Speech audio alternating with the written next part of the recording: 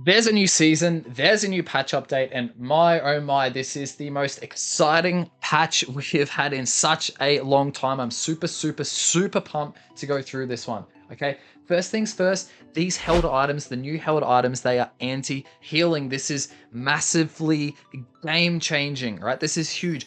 Only anti-healing that has been in the game since it's been since the release of Delphox's Unite move. Okay, and I massively rate Delphox simply because of the Unite move. Now we have got two held items, one that goes onto a physical attacker, one that goes onto a special attacker. Okay, they're both literally the same item, but one's for physical attacker, one's for special attacker. Now these items reduce the effects of healing on the enemy. This is really good because now maybe our supporters with that 52 win percent overall, that's going to reduce because their effects are going to be lessened. Let's get into individual Pokemon here. Mewtwo X has got a nerf. Very good. Future Sight seems to be the move that is broken. This is the move I've always used, is Future Sight and Teleport with Mewtwo X, and I've actually yet to play a game with Mewtwo Y, but the moveset is Future Sight and Recover. Now, Mewtwo X is a really good nerf, even though he's got the lowest win percent in the game. He's still incredibly strong and incredibly broken. Okay, it's almost laughable that he had the lowest win percent. It's because in a game you can only pick Mewtwo X, or you can only pick Mewtwo Y, right? In a game where Mewtwo X is picked, it is then likely that the enemy team will have Mewtwo Y, and Mewtwo Y has a high win rate of having the mirror, where you have a Mewtwo Y on your team and the enemy doesn't. So if you have a Mewtwo X, therefore you don't have a Mewtwo Y, and the enemy team is likely to have a Mewtwo Y, so the enemy team is likely to win the game, right? That's why there was such a discrepancy in the win rates. That's super funny, but Mewtwo X is still broken. Do not let that win rate deter you. That's just that fact I just explained there. That's why Mewtwo X had such a bad win rate. Now, huge is the fact that the stunning has been decreased. The cooldown is increased. That's absolutely massive. Right, and the Unite move has got a nerf. Thank the Lord, and the critical hit chances have been lowered. That is absolutely huge. Let's get on to Mewtwo Y. This Pokemon has got a wildly high win rate. This nerf is actually massive, right? A 10-second nerf to add 2 seconds to the cooldown for Future Sight and Recover. This is the moveset that is incredibly strong, right? This is going to make it hard for Mewtwo Y to build up that Mega Gauge, because using those moves helps you build up the Mega Gauge. That way, when you engage in a fight, you can tick over that Mega Gauge. And since the cooldowns are going to be increased, it's going to be harder for the people using Mewtwo Y to do that. So very good nerf here. Okay, and we've also got the Unite move has got a nerf. That's amazing.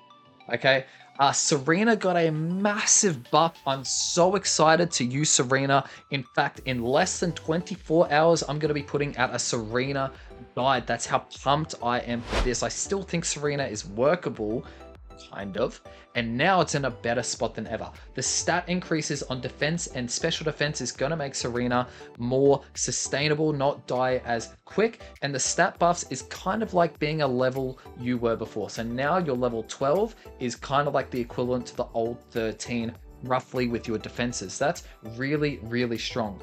A triple axle has had honestly, that's quite nice heal per hit with the Queen Majesty buff, which is really good. Same as the Stomp with the Queen Majesty buff. This is a nice addition. That's a very nice addition. The big one though, this is the big one. You get a huge shield scaling from your Trop Kick and your Grassy Glide late game with the shielding, with the Queen of Majesty, right? That's how the passive works with Serena. So if the Queen Majesty buff doesn't make too much sense, definitely check out that guide. Serena's gonna be a top pick once again. I'm hoping, fingers crossed, this is a great buff. Umbreon gets a slight nerf, which is good. They're not doing too much to the Pokemon, but they're just decreasing the value that the toolkit gives. A slight increase in the cooldown on Snarl, and they're reducing the effects that Snarl does on the enemy. So the special attack decrease to the enemies is now 4% instead of 6%, which is nice. 80 Slash just got a nice little snazzy when you go into that sword form. When you change your stance, you're going to be just doing a little bit of extra attack. So that's you know, that's an extra 5 attack per level. Honestly, late game, that's actually really nice. But you know, do keep in mind that stance change only lasts for about a second and a half, so it's not the be all and the end all. 80 slash, it's got a slight buff there. Gengar gets some pretty nice stat buffs here with defense, and special attack. Very similar to a Serena in the sense that you're roughly a level ahead of what you previously would have been. You know, nice for Gengar, but honestly, I just think Gengar's not it. Gengar's not it. It's fun in solo queue, but not it. Pikachu, and Ninetales are a conversation together, so they're both on the screen here, right?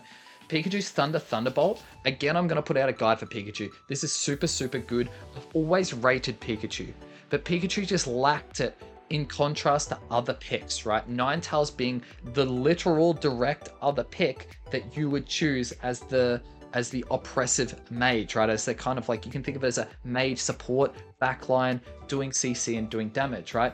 The Thunderbolt set, this is the set that gets a buff. The cooldown decreases, very nice, very spicy. And you've also got some increase in damage on to the Thunder, which is good. Ninetales has had a slight nerf. 1 second increase to the cooldown on the Avalanche and Blizzard set. So 1 second cooldown, and then the other one is Pikachu getting that half-second cooldown reduction, and then some bug fixes for Cramorant. So as always with these patches, remember the Pokemon that don't get touch inherently get buffed when other strong picks get nerfed. So some strong picks have been nerfed. So think about the Pokemon that are strong that have not been touched. Think back to our conversations with Unite API. Lapras, for example. Lapras is now stronger than ever. Lapras has been untouched. Lapras was strong. The Pokemon that were stronger than Lapras have been winded back. Therefore, Lapras is now a very, very strong pick. Okay, Trevenant is a very strong pick.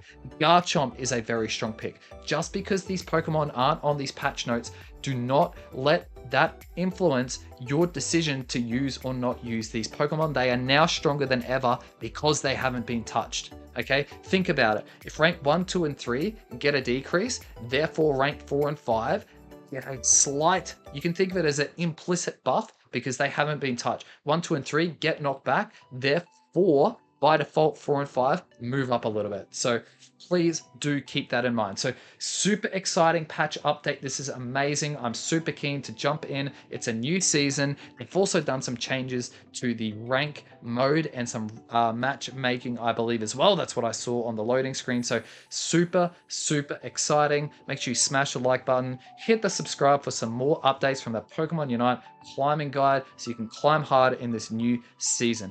Good luck and have a good day, everyone.